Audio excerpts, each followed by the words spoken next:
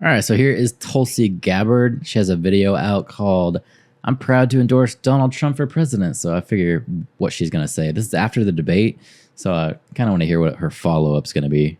Such an honor and a privilege to join all of you here tonight. My fellow Americans and patriots who love our country and are committed to saving her. We have such an incredible and historic opportunity before us. Americans coming together in the way that our founders envisioned. We may not agree on every single issue, neither did our founding fathers, but they came together around the values and principles that are most important to us all as Americans, as we are doing here today and as we must do in this election. Those principles of freedom and the right of every single American to life, liberty, and the pursuit of happiness. Sure. Income tax should be eliminated. Property tax should only be applied to rentals, and other than that, tax should be derived from sales tax. Get rid of the IRS. Good luck, man. The government is never going to give up their stream of revenue. They want all your money. That's why they hired all these new IRS agents.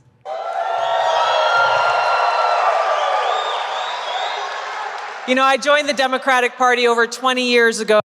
Health First Health Plans. What the hell? Covering Florida for generations. Health insurance for your whole family. I was 21 years old in Hawaii, and at that time I saw a party that was the big tent party. It welcomed people from all different backgrounds, different views, celebrated free speech, and actually defended those whose speech was being attacked, even if they disagreed with their views. It was a party that fought for the little guy, a party that fought for the plantation workers back in Hawaii. It was a party that stood up for the little guy and represented our values of freedom and liberty in America. Yeah, well, that's why the government needs to be reduced dramatically. I'm not opposed to that, man. Just looking at this new job that I'm going to get, the government's probably going to take like a quarter of my money. A quarter. That's insane, dude. They're going to come after you and take a quarter of the profits that you're trying to make from working a job. And for what? What are you really getting from this? You fast forward. That's not even counting all the additional tax that I want to pay, property taxes, all of this other bullshit. Not even any of that. Just from the income, they're going to take a quarter of it. Let Elon get in there and start eliminating all the kinds of useless BS. Yeah, I'm for it, man. I am for it. But I look at Kamala Harris's policies, and no doubt I'm probably going to end up paying more in taxes. They're going to take more of my money. Talk about theft, man. That's real theft. To where we are today, I left the Democrat Party because now it stands for the exact opposite of all of those things. Yeah.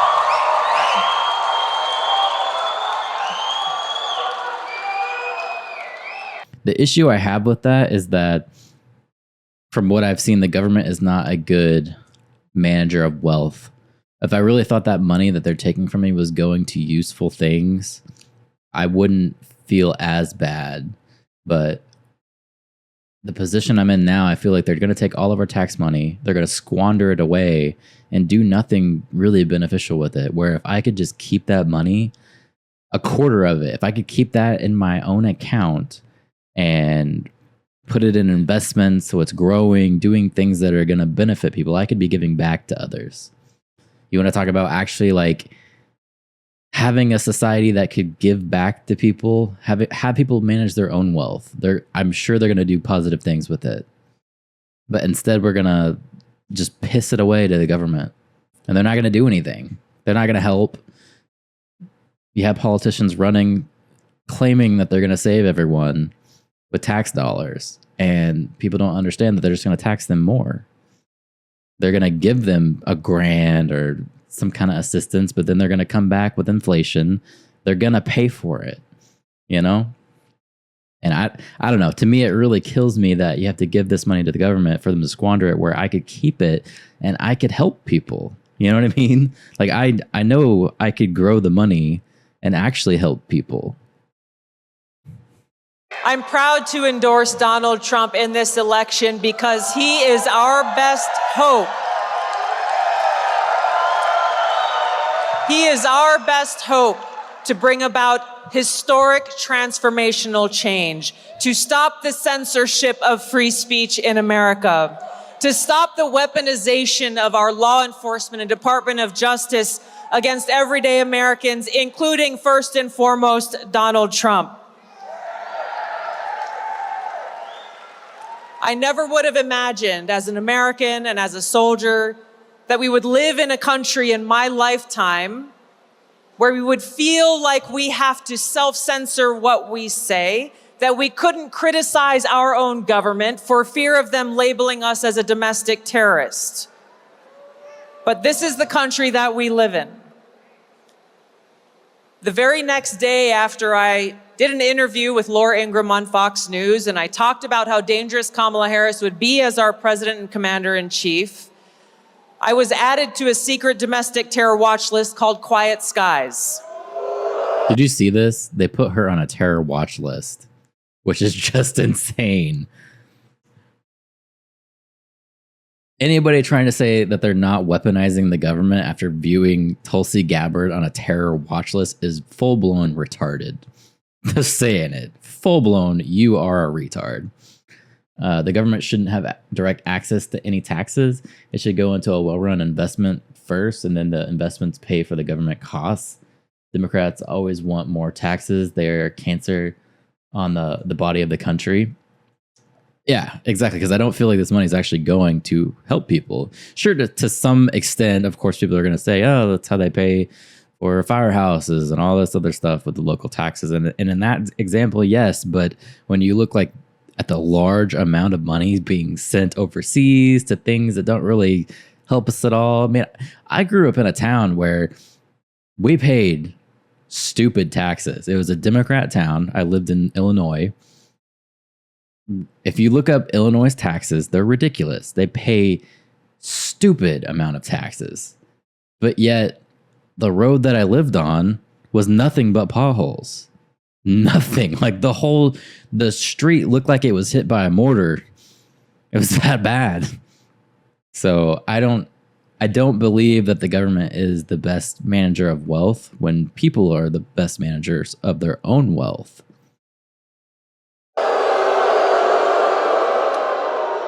Shortly after, an FBI agent named Steve Friend blew the whistle on how the FBI agents were being used essentially as the Democrats' police force to go after their political opponents. They basically took away his job, doxed him, exposed his public medical records publicly. I spoke with him today, and he is unemployed and unemployable because of what the FBI did to him. We are just two of many who are experiencing the political retaliation under the Harris-Biden administration. In America, we cannot allow that to stand. We are closer to the brink of World War III and nuclear war today than we ever have been before.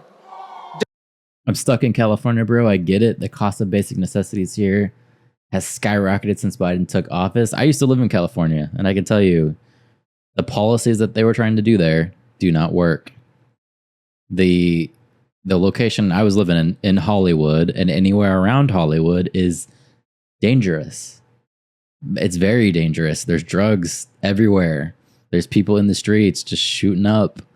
It's awful. It really is. And it's funny because you'll see the tourists go to Hollywood and they're thinking, oh, this is going to be this magical experience. I'm going to see the boulevard, and I'm going to look at the stars and all this stuff.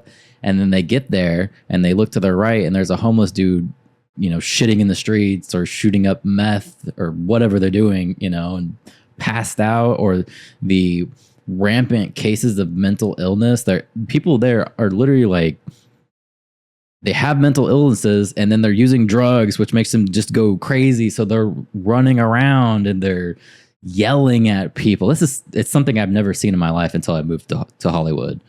Insane. They're just running around screaming and being a threat to the people around them. So of course, all the businesses in that district are closing. They're being boarded up, and It's just fucking awful. Like, it really is. Because when you look at California is beautiful.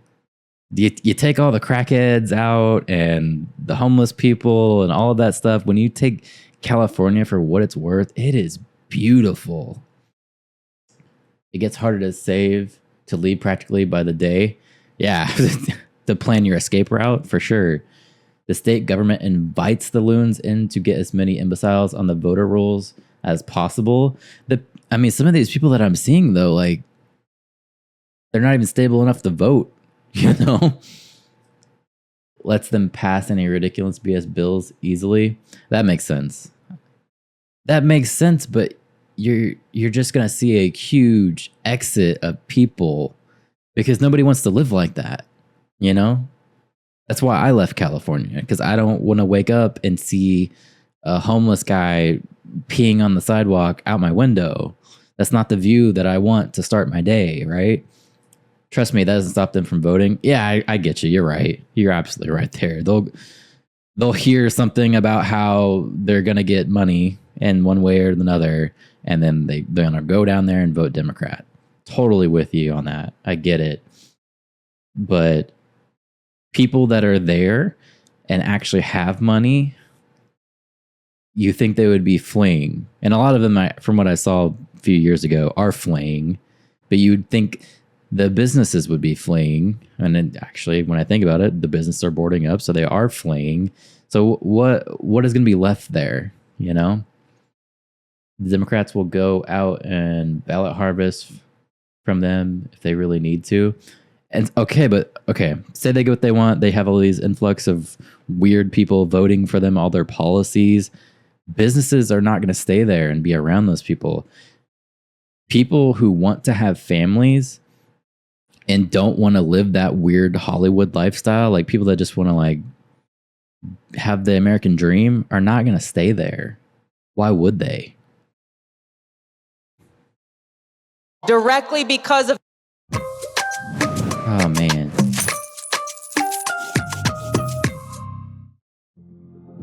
There's that moment in work when there's too many tools and the spark fades. The Harris-Biden administration's foreign policy. I've spoken with President Trump about this and heard and felt his commitment to walk us back from the brink and do all that he can to make it so that we don't have to live in fear of a nuclear Armageddon. That's why red states are pushing the anti-abortion laws that wards off the liberal voters from moving in. That makes sense. That actually makes sense. It's the counter to the blue states' anti-gun laws. Yeah, that totally makes sense now that you mention it. Which is sad, because now you're going to have women that might actually need that medical care not be able to get it. But they think they're doing it for the overall good of the state. That's sad. It's fucked up, man.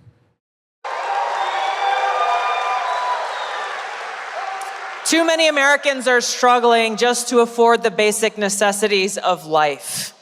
No matter how many times we've heard Kamala Harris and Joe Biden over these last 4 years tout and celebrate how Bidenomics has been great for America, it's really a slap in the face to Americans who are struggling just to pay the bills. It's almost as though they're out of touch with the reality that the American people are living all across the country. It's almost as though they're speaking from an ivory tower, saying how great they are and patting themselves on the back, while people are struggling for crumbs on the streets. And that's what I'm seeing a lot of. People are looking at their grocery bills and they're just saying, there's no way I could vote for this administration again. You could say that's right or wrong. We could debate that all day, but I think the majority of Americans don't have time to be watching political videos. They go, hey, I can't afford groceries, so we're going to flip the script now. I think that's what we're looking at. They can get it. It's just going to be less convenient. Yeah, they're going to have to hop a state border to go get that. This election isn't really about Democrats versus Republicans. This election really isn't about the left versus the right. It's about choosing, we the people choosing our government, and the choice is between freedom versus tyranny.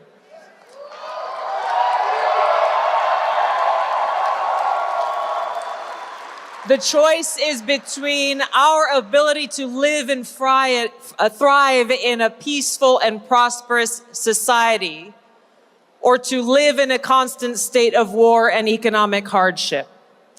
Our founding fathers said that our government only exists with the consent of the governed. It's up to us to save our country.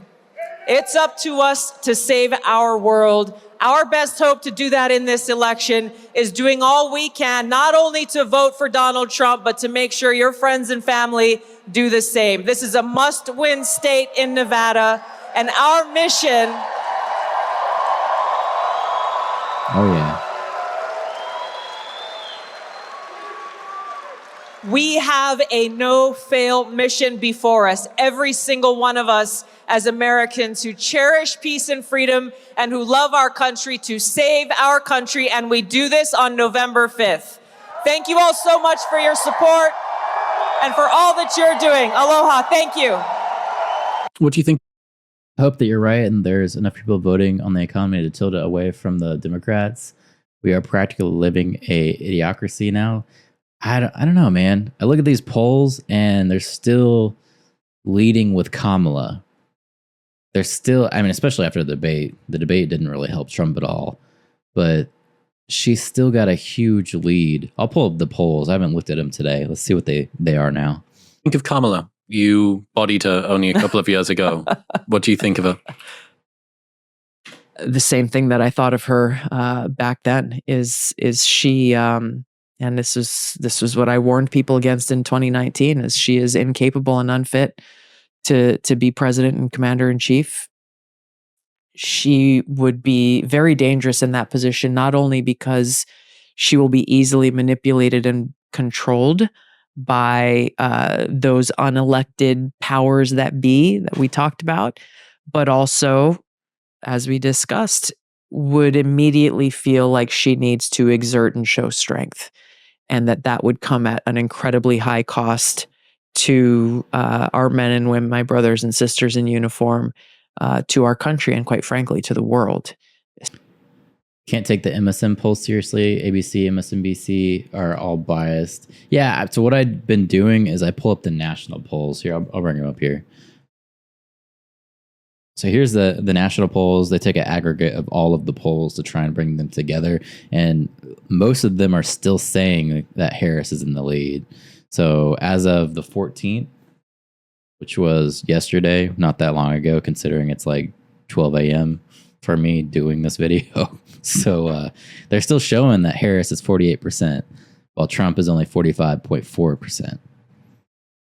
So he's still losing by these polls. He was never actually winning in any of these polls, but you can see like there's a bunch of different one here. So they've got like Yahoo News, data progress. Let's see if any of these are maybe right leaning. Here we go. This RMG, that's our right leaning poll, right? And it's still showing that Trump is 47% and Harris is 51%. So even that's still kind of like showing he's not doing good in these polls. Now you could say of like all of this is BS, and you know probably is to some extent, but this is just what the numbers that we have right now to work with. Aggregate of which individual polls, so it breaks them down here. There's a bunch of different ones, and some of these dates are off. Like this one was last updated September 11th, considering it's the 15th now. That one's a little bit behind, but still it's a good piece to look at, I guess. Routers is useless. Let's see the polls being used. So here's the polls. YouGov. I think my point here is more that literally every one of these polls, if you look over toward the right, is showing Harris. Actually, no, there's two here. So Atlas Intel is showing Trump in the lead. I have no idea who these guys are. Apparently it's this company. Whoever they are.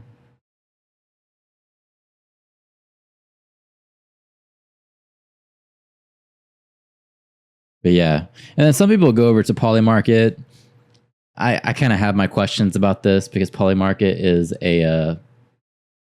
it's a crypto betting platform. So I don't know if you can really get a poll on America from a crypto betting site. That's sketch. The older polls are polluting the results. Possibly, you could say that. But even then, not a lot of them are showing Trump in the lead. It was just those two that I could find. We got 52 days left till the election. So we're starting to get close. For Polymarket, before the debate, Trump had a huge lead.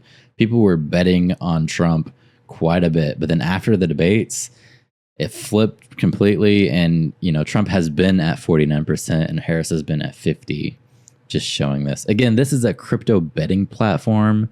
Even though a lot of people look at this, I don't think it's the end all be all, because when you're thinking about people that trade crypto, they're most likely Republicans, because Donald Trump was at the Bitcoin conference this year. He's saying he's going to be more friendly when it comes to crypto. So I think that plays a factor into this, to say like this isn't really a good poll of America, Yeah.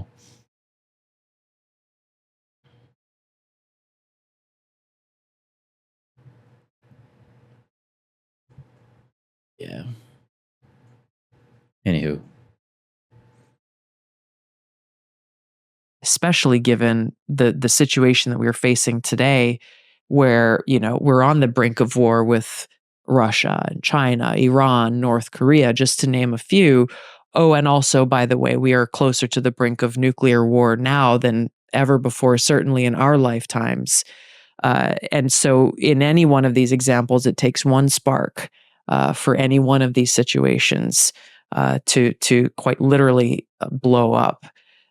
She has demonstrated through her time as vice president, through her time as U.S. Senator, through her time as the Attorney General of California, District Attorney of San Francisco, in every opportunity, every position that she held, where she had the opportunity to put the interests of the people she was supposed to be serving first, she put her own political interests first, and clearly does not believe in the Constitution and fundamental freedoms. So she's not alone in this, obviously. And we as voters should not allow the political food fight that's going to go on to get in the way of actually knowing the facts of her record and her failed record, and how dangerous she would be in that position.